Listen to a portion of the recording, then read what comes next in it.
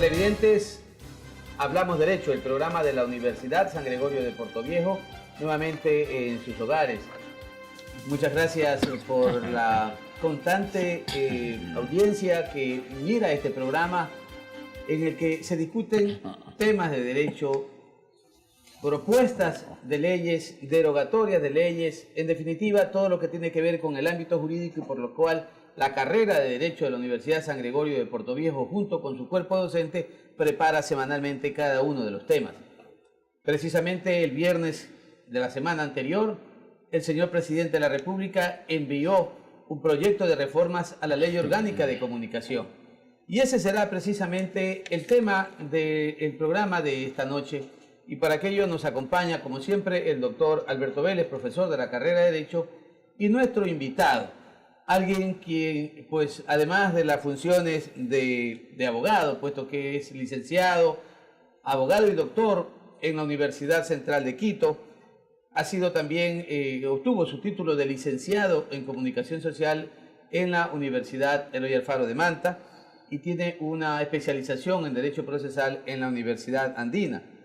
Es conductor de un programa de opinión en el Canal 30, Televisión Manabita, y adicional a ello también ejerce funciones públicas como funcionario de la empresa pública Registro de la Propiedad del Cantón Portoviejo. Por lo tanto, la bienvenida inicialmente para nuestro compañero Alberto Vélez y luego para el doctor Roque Pitazán, nuestro invitado.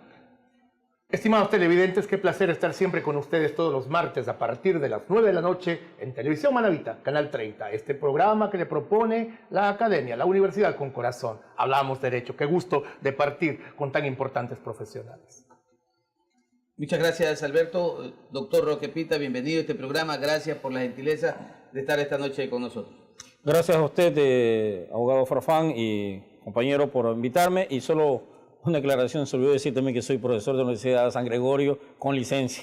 Sí, por cierto, que es una dentro de mi currículum uno de los más importantes, porque quien forma, quien ayuda a formar periodistas en comunicación, yo creo que hace bastante patria. Gracias, se me olvidó, pero realmente es porque usted no quiere dejar esa registraduría de la propiedad y le hemos dicho que venga a tiempo completo a nuestra universidad, pero efectivamente está terminando su maestría también en la ULIAN, en un programa de la Universidad Eloy Alfaro de Manta, y también pues una vez que tenga su título de masterado, pues siempre las puertas están abiertas, querido Roque, ¿no? Con la estimación del señor.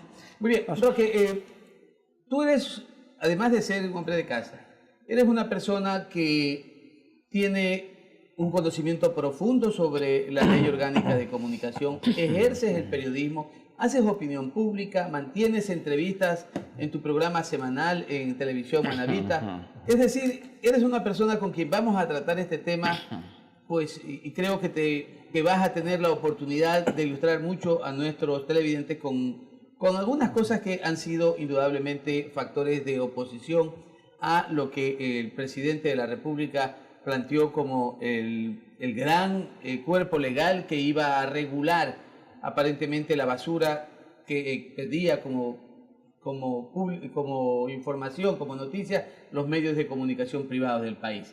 Frente a ello, esa libertad de expresión que fue tan objetada y que, repito, para el correísmo era algo absolutamente justo para los ciudadanos. Hoy, con la posición del presidente Moreno, de pensar, sin entrar a analizar todavía específicamente el tema de las reformas que plantea, ese anhelo que recoge Moreno de cambiar el texto de la ley, ¿tiene algún sentido, tiene algún objeto? A ver, no solo que tiene un sentido en objeto, es una necesidad imperiosa de un Estado de Derecho que es suscriptor, como el Ecuador, de convenios internacionales y de tratados como el Pacto de San José de Costa Rica y demás derechos humanos. Es inconcebible en un país como el Ecuador, que después que nos costó tanto regresar a la democracia, se haya establecido una ley como esta.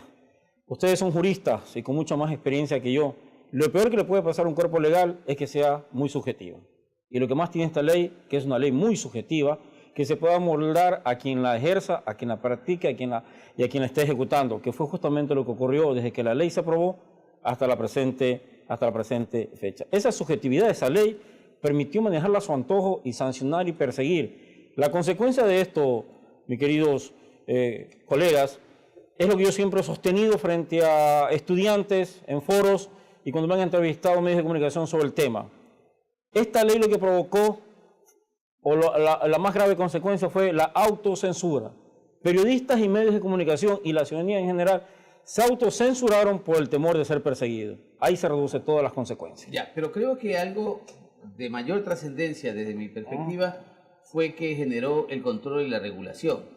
Declarar a la comunicación como un servicio público. Entonces, cuando, de acuerdo a la Constitución, todo servicio que tenga características de público tiene que ser controlado y regulado por parte del Estado.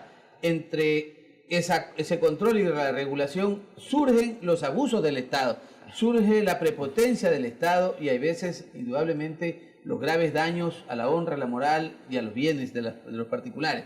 Frente a ello, ¿cree que necesariamente tendríamos que comenzar a pensar en que en ese proyecto de ley debería eliminarse el tema de la característica del servicio público antes de que el tema de la autorregulación? Es lo fundamental, lo básico. Como usted lo ha dicho, el servicio público es controlado por el Ejecutivo porque así reza la Constitución. Y no es un servicio público, es un derecho humano.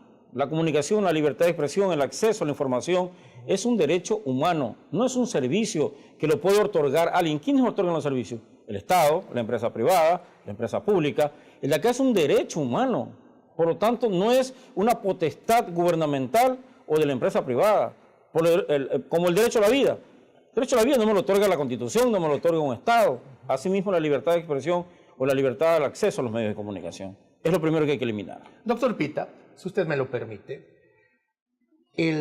esta estrategia comunicacional del gobierno de Rafael Correa fue uno de sus pilares más fuertes, hay que reconocerlo, pero utilizando herramientas nazis, copiadas al pie de la letra de aquello que había hecho Joseph Goebbels ahí antes y durante la Segunda Guerra Mundial para consolidar la figura de Adolfo Hitler. Y uno de los hombres que logró y consolidó toda esta imagen que ya hemos relatado fue Carlos Ochoa. En gran medida fue el gran sancionador, el gran vigilador, y dentro de esta capacidad de apreciación y subjetivismo de la que estaba provista o está provista la ley de comunicación, pues él fue como el Torquemada de esta nueva Inquisición que se preocupaba de supervigilar todo lo que la gente decía y hacía en este ámbito comunicacional. Ventajosamente ya no está Carlos Ochoa, pero yo quisiera que usted me diga desde su perspectiva inteligente, clara, siendo usted un profesional con profundo conocimiento sobre el tema, ¿cuál fue el papel propiamente dicho de Carlos Ochoa en el entramado del correísmo y toda esta estrategia comunicacional que llevó a cabo? Vea, el señor Ochoa fue el gran ejecutor de toda la maldad comunicacional del gobierno de Correa. Fue el instrumento mediante el cual los genios de la comunicación del gobierno de Correa se cumplían lo que tenían que hacer. Es una herejía jurídica esto de la Supercom. Acusan, reciben la acusación, son jueces y actúan. En ninguna parte del mundo ocurre eso, solo aquí se dio. Acuérdense ustedes también que la misma Constitución prohíbe, ¿cómo se llama? Juzgados o tribunales especiales. Claro. Sin embargo, el señor Ochoa se daba ese lujo de hacerlo.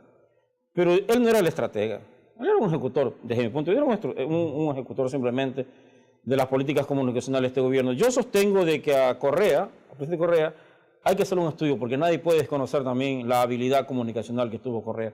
Otra cosa es la intencionalidad de esa habilidad que él tuvo. Como se dice, por ejemplo, también que la política no es mala, pues. La política es el arte del servir, los malos son los políticos. La comunicación como tal no es mala. El problema es el objetivo final de ese proceso comunicacional. Hitler, ¿quién puede desconocer la capacidad comunicacional de Hitler? Hitler convenció a los padres de que los hijos debían entregar su vida por Alemania. Lo consiguió. Y en el Ecuador todavía hay gente que sostiene que los 10 años de Correato han sido los años más honrados de este Ecuador. ¿Cómo se entiende eso? Procesos de adoctrinamiento mental a través de procesos comunicacionales, en donde Ochoa jugaba el papel del verdugo, del malo de la película, aparentemente. Hace pocos días, en un debate con un alto representante del correísmo, sostenía que la destitución de Ochoa fue realizada por el Consejo de Participación Ciudadana y Control Social y que estaba agotando las instancias internas para luego ir ante la Corte Interamericana de Derechos Humanos a buscar sanción para el país. Pero este representante, que voy a omitir su nombre, olvida que Carlos Ochoa incurrió en responsabilidades administrativas en el ejercicio de funciones de un canal público y que luego del análisis a esas actividades realizadas en calidad de funcionario en esa institución, la Contraloría General del Estado estableció responsabilidades administrativas culposas, además de la multa con la destitución. Se le notificó a Carlos Ochoa su destitución y tuvo 30 días para poder impugnar esa resolución ante el propio Contralor. El Contralor, en mandato de la Ley Orgánica de Contraloría, ratificó la sanción y pidió al órgano nominador, en este caso al Consejo de Participación Ciudadana y Control Social, que lo destituya. El Consejo de Participación Ciudadana, cesado luego del 28 de febrero, nunca lo hizo. Consecuentemente, de conformidad con la Ley Orgánica de la Contraloría, le corresponde al Contralor asumir la aplicación de la sanción, en este caso la destitución. Por lo tanto, la destitución de Ochoa fue hecha por el Contralor y lo que hizo el nuevo Consejo de Participación, es decir, el transitorio, es acoger esa resolución. Esto podría generar, a su criterio como jurista, como periodista, como analista político, el derecho a que este exfuncionario pueda demandar al Estado ecuatoriano por reparación de daños. A ver, de poder se puede, pero lo irónico de esto, distinguidos caballeros, es que los que fueron parte y cabezas del gobierno del presidente Correa están ahora acudiendo a tribunales e instancias internacionales que ellos cuestionaron y descalificaron en su momento. Descalificaron a todas las cortes internacionales y ahora están acudiendo ellos allá. Y la destitución de Ochoa no es solo la Contraloría, es la Contraloría con informes favorables contra él, es el Consejo de Participación Ciudadana y la Asamblea, pues. Ya, pero eso, y hay una sanción más fuerte, pues. Sí, pero es la moral. Pues. Procedió la destitución del juicio, político. Pero lo que alegan ellos es el hecho de que se lo habría cesado por parte del transitorio Consejo de Participación, cosa que no fue así. Yo escuchaba una argumentación del doctor Trujillo. Él decía, durante 10 años el señor expresidente hablaba de que el mandante era el pueblo. Resulta que nosotros estamos aquí por un mandato popular y nos quieren desconocer todas nuestras atribuciones. Sería que en esa década era que mandaba el pueblo, ahora ya no manda el pueblo. Por eso digo, entonces pongámonos de acuerdo. O es el pueblo o no es el pueblo. ¿Valen o no valen las instancias internacionales? Porque mire, en algún momento, en un foro de periodistas, y aquí justo en la San Gregorio, se sostuvo de que esta ley de comunicación la habían hecho al molde de un presidente. Pero si venía otro, lo que tenía que ver era una costurera y adaptarle también a sus medidas. Y ahí regresábamos a lo que sostuve desde el comienzo yo. La subjetividad de esta ley y se iba a convertir en la peor arma para ellos mismos. Doctor, permítame por favor. Jaime Bailey llamó a Rafael Correa el oscuro seductor de masas, y creo que con mucha propiedad, porque realmente tuvo este atributo que le hemos reconocido dentro de todas las barbaridades que cometió en este objeto país. de estudio. Pero la ley de comunicación está por cumplir 5 años. 5 años tremendos, donde su peso ha caído donde menos debió caer, en la gente que se expresaba libremente. Así de cierto es. Si pudiésemos condensar a lo largo de estos 5 años y extraer los errores más fuertes, más potentes de esta ley de comunicación, ¿usted por dónde se decantaría, doctor? A ver, con la argumentación que dio ante el abogado Farfán, yo sostengo que el producto de todo eso fue la autocensura. Ese es el mayor daño que se le hizo con esa ley de comunicación. Que algunos la llamaron ley mordaza. Yo a veces sostengo que más que ley de comunicación es una ley contra medios, porque de alguna manera lo que se buscó fue protegerse contra, y hay que reconocer, el poder de algunos medios de comunicación que jugaron papeles dentro de la política nacional, fue contra ellos, y nos llevaron a los periodistas de por medio, ¿no? Como la clase intermedia o la clase media profesional, que en todas las consecuencias del país somos los que pagamos los platos rotos, se llevaron a los periodistas intermedios. Y hay otra cosa que no la ven, que yo lo sostuve hace poco en una reunión, así mismo, de profesionales. Otro de los daños que hizo esta ley de comunicación o la intencionalidad de la ley, está bien que haya creado muchos departamentos comunicacionales en todas las entidades públicas. El problema es que se llevaron a la mayoría de los periodistas jóvenes con mucho futuro y los convirtieron en burócratas.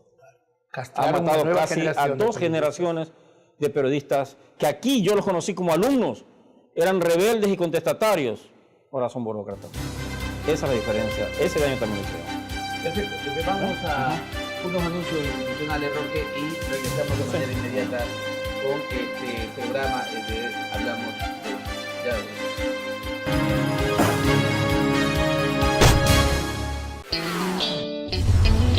Inicio de espacio publicitario.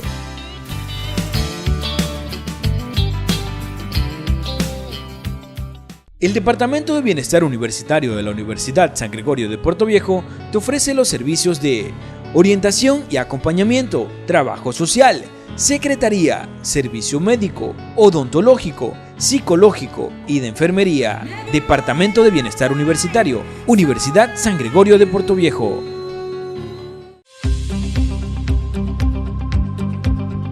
La Universidad San Gregorio de Puerto Viejo, dentro de su propósito de crecimiento y fortalecimiento educativo para la comunidad universitaria y sociedad manabita, creó el Departamento de Bienestar Universitario, el cual es el encargado de ofrecer espacios y servicios de bienestar mediante acciones preventivas y asistenciales que contribuyen al desarrollo integral de la comunidad gregoriana. El departamento cuenta con los servicios de orientación y acompañamiento estudiantil, el cual es el encargado de brindar asistencia a los estudiantes mediante entrevistas por parte de sus tutores. Servicio de trabajo social. Este tiene como finalidad gestionar, promover y orientar las becas educativas, así como también brindar asistencia social a quienes se encuentren en alguna situación familiar o económica. Servicio de secretaría. Este tiene la misión de colaborar en la organización y desarrollo de cada una de las actividades que llevan a cabo los integrantes del departamento. Servicio médico. Este tiene como función controlar y prevenir la salud integral de la comunidad universitaria, así como también organizar programas educativos para fomentar la salud en general. Servicio odontológico. El objetivo de este es vigilar y controlar la salud bucal de la comunidad gregoriana y organizar programas educativos y preventivos para el cuidado bucal. Servicios psicológicos. Con el objetivo de brindar salud mental a la comunidad gregoriana, el servicio de psicología brinda sesiones individuales y grupales. Este servicio también cuenta con un espacio formativo que tiene temas ajustados a su realidad. Servicio de enfermería. Brindar orientación y asistencia médica de primeros auxilios. Además, colaborar en el servicio de la salud para el bienestar de la comunidad gregoriana. Porque los cambios son importantes. Soy gregoriano y esta es mi universidad. La Universidad por Dentro, el programa de la Universidad San Gregorio de Puerto Viejo, donde se te informará los acontecimientos de la semana del campus universitario. La Universidad por Dentro. Fin de espacio publicitario.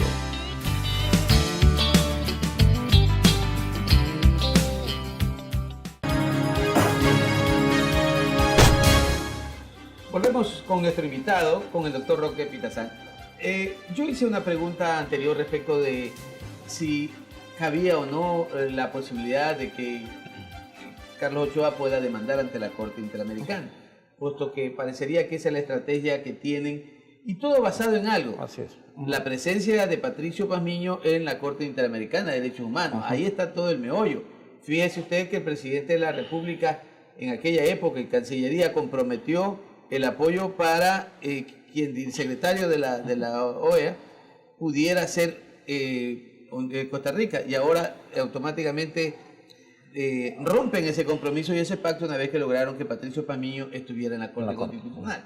En esas consecuencias, usted que por su actividad periodística, por el rol de periodista como tal, ¿cree que deberían haber sanciones más fuertes contra Carlos Ochoa y no solo esta de destitución de una función pública, el haber violado tal vez los derechos humanos? No sé, usted quisiera escuchar realmente de usted cuál pudiera ser lo que merece A Carlos ver, Ochoa. acuérdense que Carlos Ochoa no solo que hay un informe negativo de la Contraloría, sino que también hay glosas que no han sido justificadas.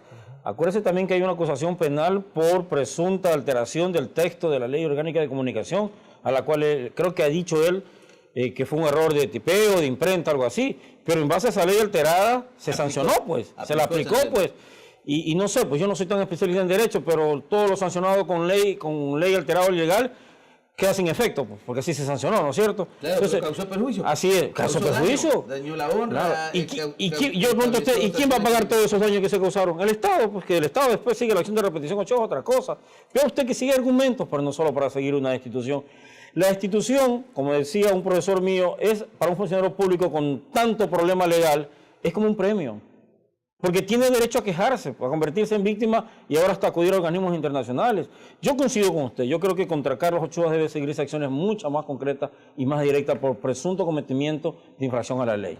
Doctor, dentro de esto que ya habíamos comentado hace unos instantes y que usted con tanta precisión supo aportar, pues están estas famosas sabatinas.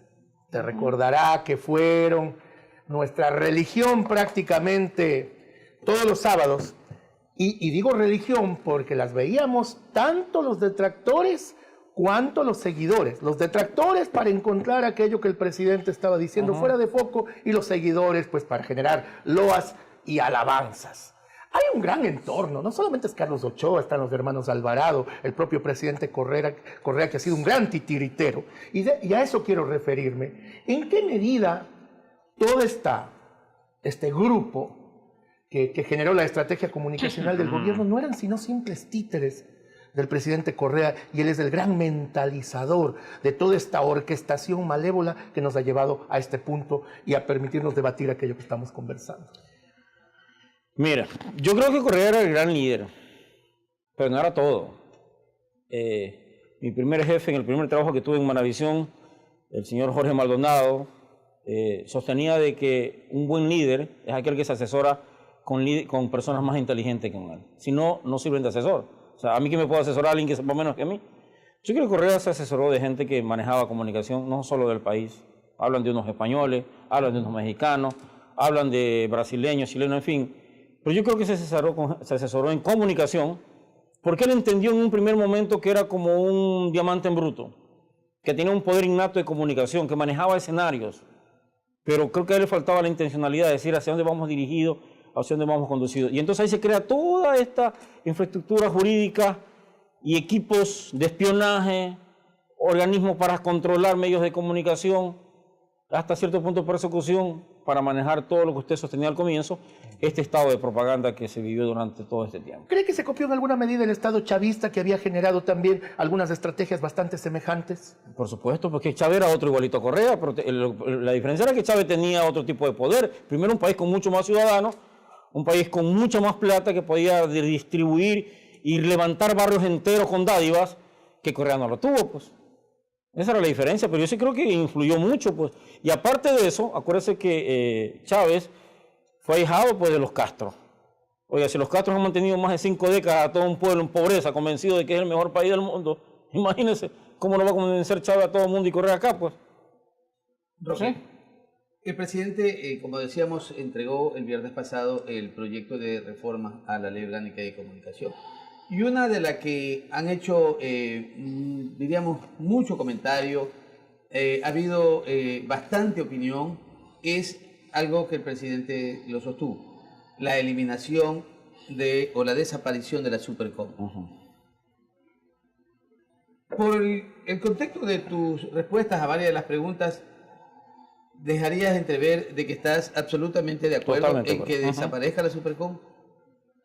¿Cómo crees que debería entonces ser ese organismo si obviamente abusó? Porque además de presentar la denuncia, tramitaba y resolvía, alguien también, si sigue siendo un servicio público, si deja de ser un servicio público, no.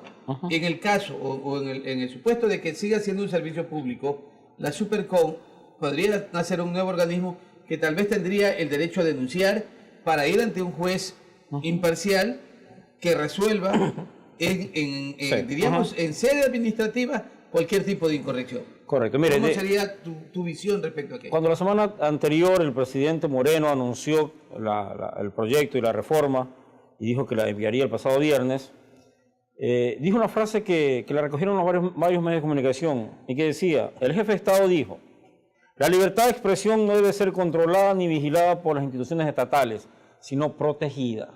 Yo creo que eso es una frase que hay que considerarla. Debe haber organismo, porque, a ver, tuviéramos la barbarie si no hay leyes para regular, ¿no es cierto? Debe regularse la comunicación, por mucha libertad de expresión que haya, debe ser regulada. Pero ¿quiénes deben regularla y de qué forma? El nuevo organismo que reemplace a la Supercom debe ser, como usted lo ha dicho, un organismo que detecte, que denuncie y que inicie los procesos ante los tribunales respectivos.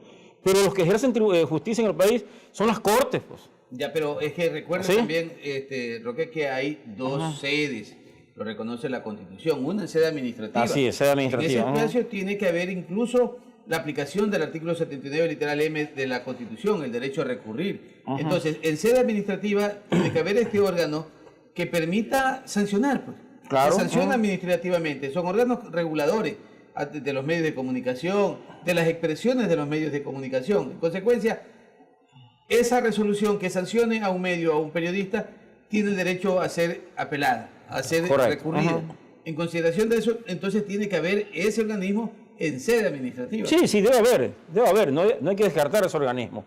El problema, querido Julio, ustedes que son juristas, el problema no es el establecimiento de cortes como tales, el problema es de quiénes manejan las cortes, cómo se administra la justicia. El problema no está en la ley, el problema está en sus ejecutores, es quienes las aplican. Esta ley debe ser, estas reformas, que sí fue consensuada, tengo entendido que se hizo muchas consultas a la academia, se hizo consultas a organismos, yo recibí un correo en donde se me hizo algunas consultas sobre esta ley, cuál era mi punto de vista, qué era lo que había que cambiarse, qué era lo que había que cuestionarse y qué era lo bueno de la ley. Hay cosas buenas en la ley. Se le reconoce, por ejemplo, derechos laborales a los periodistas. Se le obliga en la escala, se le reconoce o se obliga a que los medios tengan también códigos deontológicos, códigos de ética. Eso está bien. La transparencia de la comunicación social está bien. La producción nacional. La producción nacional, el espacio a los autores y productores, eso está perfecto, ¿no? El problema es la administración. Así es. Cualquier organismo, mis queridos amigos, que formen, sea Supercom, llámelo usted como lo llame, cualquier nombre que tuviere, o cualquier forma de conformarla, el problema será quiénes van a ir ahí, pues. Doctor, si usted me permite, no podemos ser ciegos. Más allá de cómo miremos al régimen de Correa, tenemos que darnos cuenta que los periodistas en muchos momentos de nuestra historia han abusado del poder que les confiere esa capacidad de informar, de ser protagonistas de la opinión pública. Y que naturalmente tiene que haber un organismo de control. Yo he oído decir barbaridades a periodistas que se creen absolutamente dueños de la verdad y que en un cierto podio que les da una capacidad casi que mesiánica, pretender incluso dirigir los destinos de la República y dar órdenes al propio presidente. Eso lo hemos visto. Entonces, en esa medida, y usted ya nos lo ha coadyuvado con su respuesta, es necesario un organismo. Pero ¿cómo debería entonces ser este nuevo organismo que nazca después de la muerte de la Supercom, esta muerte necesaria, indispensable? ¿Qué características debería tener para ser ese normador efectivo sin llegar a ser, pues, controlador, sin aplicar mordazas? A ver, alguna vez en un programa anterior aquí conversábamos sobre las entidades de control y hablábamos un tamizaje mucho más correcto y perfecto para nombrar contralor, procurador y también revestirlo de cierto blindaje para que no sean perseguidos en algún momento. Aquí lo conversábamos en un programa anterior que estuvimos aquí, ¿no es cierto? Organismos como ese también debe tener ese tamiz, esa muy consensuada forma de elegir y designar a esta gente, a las que vayan a administrar esto, ¿no es cierto? Y deben tener cierta protección al mismo tiempo, pero usted quiere ser más participativa, no debe ser exclusivamente organismos del Ejecutivo. Si usted ve en la conformación del Cordicom, también ven que son puros, todos están menos los medios de comunicación, todos están menos los periodistas. Hay simplemente creo que un consejo de planificación, algo así creo que es, donde se intervienen los medios. Si usted logra que toda la comunidad intervenga en un organismo de control, o la ciudadanía se vea representada en ese organismo de control, no importa lo que sancione. Los colegios del gremio deberían intervenir, porque yo creo que... Oiga, primero hay que recuperar los gremios. Hay que recuperar. Eso le iba a decir. Han guardado un silencio cómplice, han muerto casi. Sí, como ejemplo, el Consejo de Educación Superior no integrado por rectores. Es una barbaridad. Entonces, así es. Fue prácticamente una tendencia en ese tipo de actitudes por parte de la Asamblea o del legislador que fue Correa, y prácticamente Correa, porque fue el que envió casi el 90% de los proyectos a la Asamblea, buscando siempre encontrar aliados suyos propios para poder sancionar, para poder intimidar a todo aquel organismo, institución que pudiera ponerle algún freno. Hay que recuperar la institucionalidad del país, y no estamos hablando de entidades públicas, sino privadas, donde los gremios estén organizados. Y después que tengamos toda esta institucionalidad recuperada, gremios de profesionales, gremios de trabajadores, todo lo que ustedes quieran, entonces podemos hablar de quiénes pueden conformar esto. ¿Cómo hacer que los periodistas recuperen esta gallardía ancestral que antes tenían y que ahora ha desaparecido prácticamente con el miedo que inoculó la víbora del correísmo? Hay que romper el miedo. Hay que romper el miedo. Hay que romperlo. Hay que romper el miedo. ¿Cuál sería el mecanismo? Hablábamos justo precisamente de los gremios que han estado acallados completamente. Pasa con el Colegio de Abogados, pasa con los gremios que tienen que ver con el periodismo. En todos los ámbitos hemos perdido la voz y la representatividad de estos importantes ejecutores, un poco del pensamiento. Yo creo que la academia tiene mucho que ver en esto. Hay que formar más profesionales de acción que de escritorios o aspirantes a cargos públicos. Hay que formar empresarios de la comunicación en el sentido de que no necesiten un cargo público para ejercer la profesión. Hay que ser, y no solo en periodismo, en todas las carreras. Yo creo que la academia debe comenzar también a perder el miedo, porque yo creo, usted tiene más experiencia, abogado Farfán, por el rectorado, que de alguna manera también durante mucho tiempo la academia, las universidades las tuvieron también arrinconadas, sometidas a permanentes exámenes constantes, de que si no saludan es un punto menos. No me toque ese vals, dice una canción. Sí, pero es verdad, entonces vean ustedes, entonces si liberamos nosotros un poco a la academia, liberamos a los gremios otra vez, a la intención de los profesionales y todo esto, va a haber pues más voces que escuchar, ¿no es cierto? Más participación.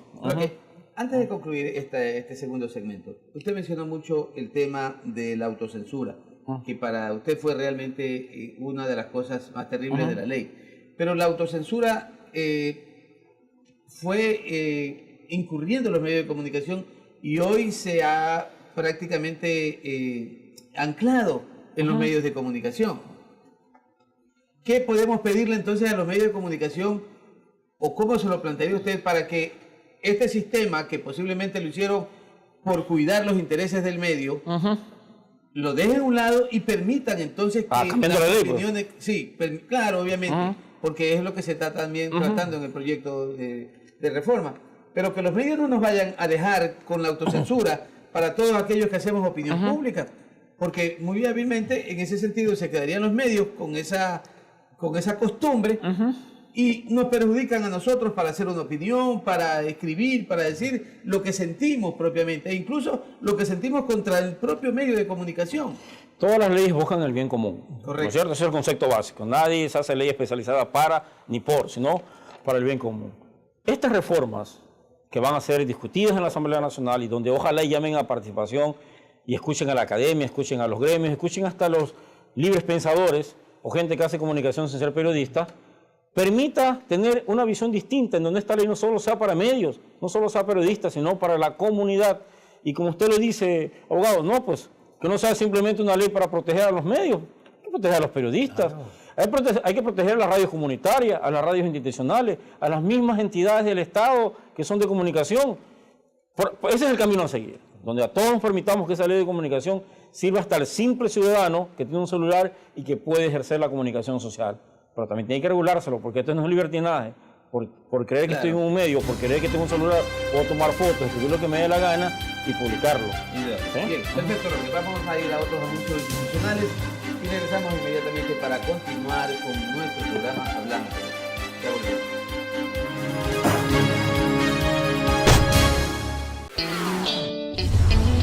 Inicio de espacio publicitario.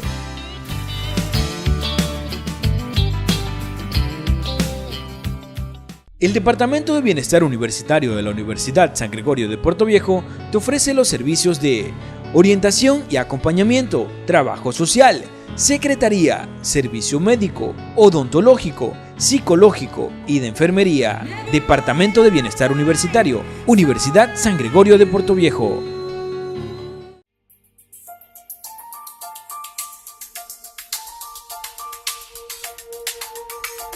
Caminamos junto a una generación que busca la excelencia.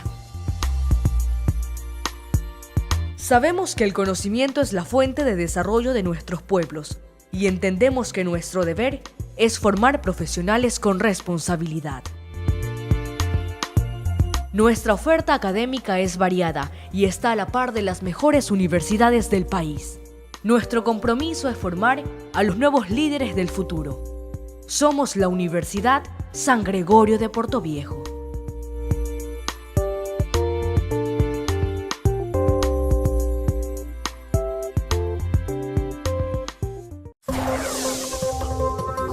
La Universidad por Dentro, el programa de la Universidad San Gregorio de Portoviejo, donde se te informará los acontecimientos de la semana del campus universitario.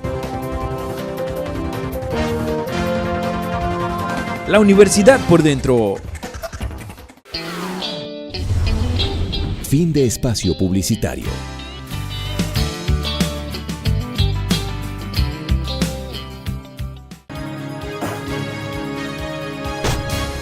Volvemos al programa Hablamos Derecho. Nuestro invitado, Roque Pita, a quien seguimos preguntándole sobre esta propuesta que ha hecho el presidente de la República en su calidad de colegislador y envió a la Asamblea el proyecto de reforma a la Ley Orgánica de Comunicación. Y hay algo que no necesariamente tiene que estar en la ley, pero que creo que es más de administración. El presidente Correa incautó bienes públicos. Y lo dijo permanentemente en el segundo y en el tercer mandato, porque contamos los 2 primeros años como un mandato, aunque para muchos eso como que no fuera un periodo, los otros años de gobierno, pues. Así que en ese segundo mandato, él dijo que iba a vender los bienes incautados, esto es los medios de comunicación, pero sin embargo nunca los vendió. Por lo contrario. Por el contrario, lo que hizo fue utilizarlos para tratar de que se constituyeran en su herramienta contra la ciudadanía que opinaba en contra de él, para publicitar sus campañas políticas, las sabatinas que no eran otra cosa más que la promoción de sus acciones y de sus amigos, y no para informar al país de lo que necesitaba saber. En consideración a ello, esta mala administración de estos medios de comunicación hacen que el presidente, luego de un año, tome decisiones de vender los medios públicos. Y repito, no tiene que estar en la ley, porque simple y llanamente eso es capacidad de gestión. ¿Cuál es su criterio, Roque? Dice que lo que, ¿cómo es la frase? Ya parezco el chavo, lo que tú dices te condena. El expresidente Correa pasó cuestionando a los medios de comunicación y su inclinación hacia la empresa privada, hacia la partidocracia. Lo que hace hablar hace callar. Lo que hace hablar hace callar. Así es. Exacto, ¿no es cierto? ¿Qué ocurrió? Que él utilizó los medios incautados para defender al Estado. Y no es que el Estado como tal no pueda tener medios. En Chile está la Televisión Nacional de Chile, en España está la Televisión Española, son medios del Estado. Y vea usted, pues, si tienen ese tipo de lineamientos alineados con quien está en el poder. Son gente que hace televisión y comunicación pública sin necesidad de hacer comunicación política de quien esté gobernando. Por lo tanto, volvemos al quid del asunto. No es que sea malo que el Estado tenga medios de comunicación, el problema es el uso que se les da.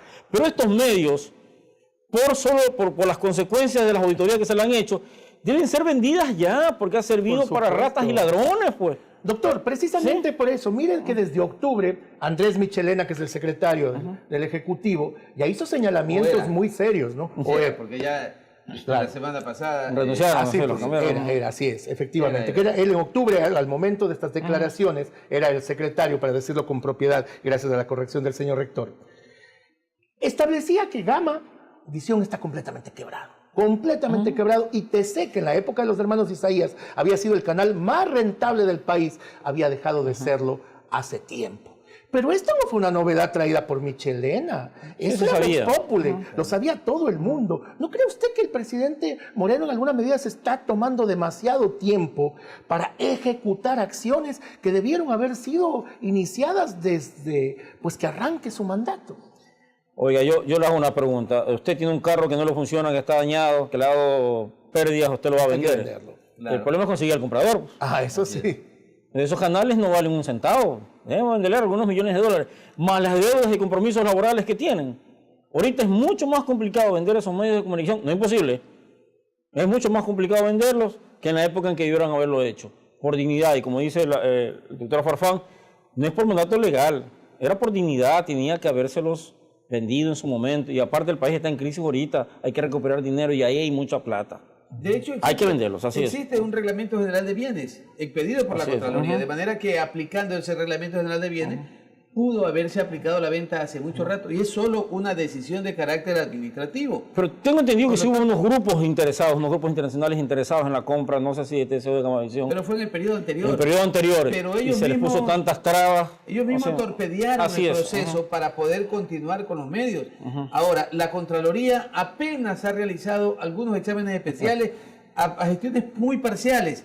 Sin embargo, el lanzamiento de la candidatura en el momento en que se hizo en el Estadio Olímpico, con la presencia de Glass de vicepresidente como candidato y de Correa presidente, cerca de 5 o 6 horas.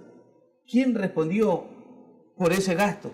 Mientras que otros candidatos a la presidencia ni siquiera pudieron tener la oportunidad de ser pasados en el momento de su proclamación de candidatura. Hechos esos que son realmente de los que uno apenas se recuerda. Así Pero a es. diario la campaña publicitaria del gobierno.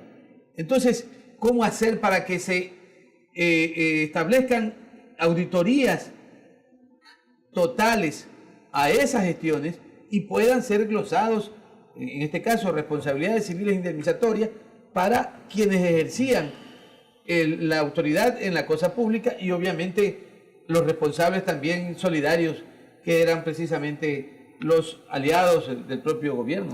Usted que sabe mucho más, creo que de los dos aquí presentes, abogado Farfán, sobre esto del control de la cosa pública. Usted ha sido delegado de la Contraloría. ¿Cuántas comisiones anticorrupción se han creado en el país y cuántas han sido las consecuencias de estas comisiones, sus informes? Bueno, la Constitución de 1998 lo tenía como un órgano, la Comisión Cívica Así de es, Corrupción, sí, la del pero- 98. sí. La del 2008 la desapareció y se autoproclamaron ciudadanos prestantes ecuatorianos. Así es. Para hacerlo, Y todos están pero ya enjuiciados se- y, sí, y quedaron todos. enjuiciados.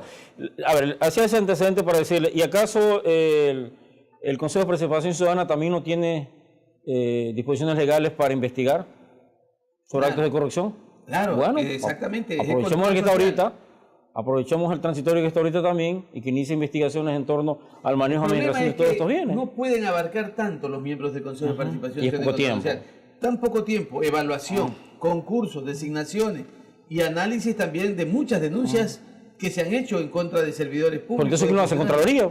Es que tiene que hacerlo la Tiene que Contraloría. hacerlo la Contraloría. Claro. Entonces hay que poner las cosas claras. Esto es lo que tenemos, esto es lo que son y esto es lo que podemos vender. Tiene que haber cruce de cuentas, me imagino, porque hay muchas deudas. Hay gente, oiga, yo leía esto de los sueldos del señor Ochoa, porque ganaba $8,000, pues. Y tras eso está acusando una Más que el glosa presidente de la República, de ¿cómo? sobresueldo y de otras cosas. Imagínense. Doctor, el presidente Moreno, dentro de esta capacidad conciliadora que nos muestra y que esperemos que sea genuina, que sea legítima, ha dicho lo siguiente, que debemos pasar de un estado de propaganda a un estado de comunicación. Ello implica que habrá que cambiar muchísimos de los parámetros que había dejado establecido el correísmo. Muchas de las directrices, muchas de las líneas de acción y muchas de las instituciones tendrán que caer para poder pasar a este estado de comunicación. Yo quisiera que usted me haga una lectura desde la perspectiva clarísima que usted tiene de cómo lee, cómo ve, cómo analiza usted la política comunicacional del actual gobierno y específicamente el presidente Moreno. Yo creo que a un año del ejercicio del poder de Lenín Moreno hay cosas que todavía no están claras para él. Y entre eso es la comunicación. Yo creo que hay mucha tela que cortar todavía. Yo creo que algo ha hecho, pero todavía no está clara. No hay un proceso de comunicación todavía claro que defina a este gobierno como tal. Yo creo que está dejando puertas abiertas para que otra vez renazcan ciertas tendencias comunicacionales, pero todavía no hay una visión clara del gobierno. Pero usted encuentra tal vez un poco, diríamos, limitado el hecho de que el presidente solo los días lunes haga su pequeño informe, o quiere que sea mucho más amplio. No, a ver, yo creo que el presidente Moreno en ese informe de los días lunes trató de liberarse de la saturación que estábamos los ecuatorianos de caer a cada rato, y creo que lo ha logrado. En ese sentido sí lo ha logrado. El problema de la comunicación del Estado no es si tiene 1 hora, 2 horas, 3 horas. El problema es el mensaje como se da. Porque usted puede tener 10 minutos bien puestos, agradables, que lo va a ver todo el mundo, o puede tener pequeñas pastillas comunicacionales que no le van a irrumpir su comodidad, su tranquilidad, su horario de programación, a tener 2 horas que nadie le va a ver. Nadie le va a escuchar en ninguna parte del mundo. Creo que, bueno, en Cuba sí, porque obligaban a todo el mundo, los que tenían televisión, a ver a Fidel. Pero el problema está en eso, ¿no? En el éxito de saber cómo comunico. Yo creo que por ahora está bien el tiempo que está dando el presidente Moreno, ¿no? Pero tú como personalmente creo que son malos los tú mensajes. conoces a veces un axioma jurídico Sí. que dice que entre menos hablas, menos te equivocas. Así es. ¿Podría ser tal vez una muy buena estrategia comunicacional? Mire, yo estuve viendo los clips comunicacionales en el Día de la Madre del presidente Moreno. Muy malos. Me cuento que muy malos. Bueno, Personalmente, ya eso es calidad. sí, muy malos. Entonces, si quiso dar un mensaje de familia, de mamá, para mí son malos. Pero desde mi punto de vista, al final, el efecto de los genios de la comunicación que él tiene son buenos. Doctor, haciendo de abogado del diablo. Sí, perdón, Sí, por por favor, y la idea es la otra. El presidente Moreno a veces, con todo respeto, es torpe en sus expresiones, o se va más allá de lo que él quiere decir. Y ahí sí el axioma que usted acaba de decir le cae a él. Precisamente eso le iba a decir, doctor. El presidente Moreno lamentablemente no es un gran comunicador. No es un hombre que proyecte esa imagen del orador, del intelectual, a pesar que tiene un con currículum su mente motivador. prístina, clara, transmite ideas y conceptos con, no sé, con claridad meridiana. Desde mi perspectiva, y puedo estar equivocado, no lo es. Corremos el riesgo de caer un poco en la ambigüedad, y esa ambigüedad, incluso hemos escuchado rumores que puede llegar a tocar puertas de los cuarteles. Podremos retroceder quizá por un presidente que no toma al toro por los cuernos y que no toma acciones ejecutivas inmediatas y totales y absolutas que nos lleven a cambios estructurales. Ahora, yo no creo que el presidente Moreno no sea tan fuerte de carácter para tomar decisiones. Yo creo que se ha tomado decisiones fuertes. Lo que pasa es que ya no vemos el estilo de la confrontación en televisión. Pero Moreno ha enfrentado sus diarios. Moreno llamó a una consulta popular en un momento complicado sabiendo que podía perder. Moreno ha dado su respaldo al doctor Trujillo. O sea, ¿Independencia o resentimiento? Y eso fue muy importante. Sí, y perdón, y de pantalones, de fortaleza. El problema de él es comunicarlo. Sí. ¿Sí? Yo le decía... O estuvimos 10 años acostumbrados al gritón, al catamenazo. Por eso le decía yo, ¿se trata de calidad o se trata de espacio de tiempo? No, es calidad. Porque por decirle el respaldo que dio hacia el Consejo Transitorio de Participación Ciudadana y Control Social fue tan eficaz que para estabilizar su gobierno. Ese individuo asambleísta que estaba osando restarle capacidad al Consejo terminó poniéndose en la foto junto con los mismos miembros del Consejo de Participación. Entonces demostró... Y no me voy a acordar de dónde es ese... Bueno, pero lo cierto es que ese respaldo motivó movilización nacional, al menos a través de medios y de redes sociales, que no le quedó más a la Asamblea que para atrás. Entonces, si así llueve, que no escampe. Sí, yo creo que es cuestión de calidad la comunicación. Y sin salirnos del tema, Roque, sobre el proyecto de reformas a la Ley Orgánica de Comunicación. El derecho a la réplica. Muchos ciudadanos, sobre todo los ciudadanos de a pie, vieron muy bien ese derecho constituido. ¿Por qué? Porque los medios de comunicación jamás confrontaban con la persona afectada la información. La contrastación. Sí, y por último, emitían una información sin contrastarla, sin verificarla. Sin contrastarla, ni tampoco con el derecho a la réplica para que el día siguiente pueda usted informar diríamos, controvertir lo que realmente se había dicho. ¿Cree que es necesario mantener el tema del derecho a la réplica? El derecho a la réplica siempre hubo. Además, es una concepción ética, moral del periodista, ¿no es cierto? Otra cosa es que algunos medios, como lo decían antes el doctor, y algunos periodistas se creyeron aquí se creyeron aquí dueños de la verdad, dueños del poder, dueños de todo, y no cumplían con esas normas básicas del comunicador social o del periodista, que es la réplica, que es contrastar la información, y la ley ayudó de alguna manera a fortalecer eso. Eso está bien, debe irse a las dos partes, debe contrastarse la información para tener una visión un poco más clara del hecho como tal. Mire que la ley como está ahorita, por ejemplo, habla de esto, cuando habla de la contrastación, dice hablar de forma equilibrada, pero ¿cuál es el equilibrio? Claro.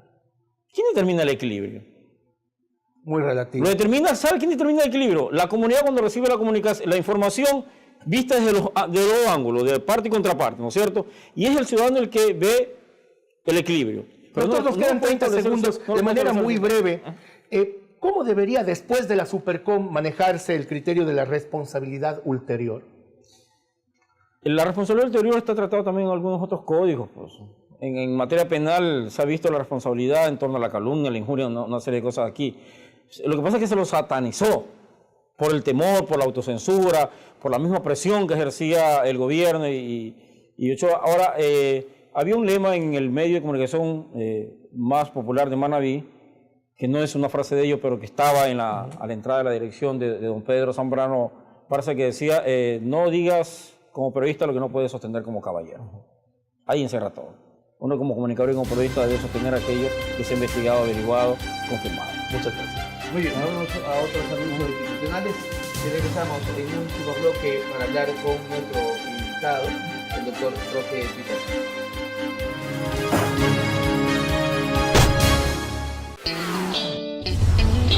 Inicio de espacio publicitario.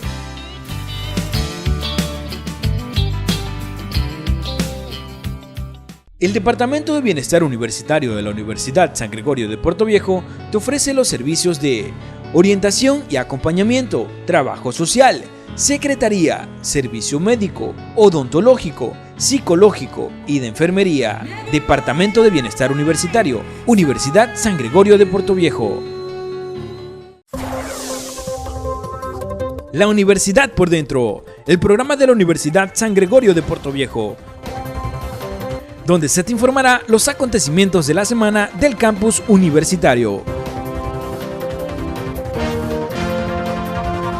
La Universidad por Dentro. Fin de espacio publicitario.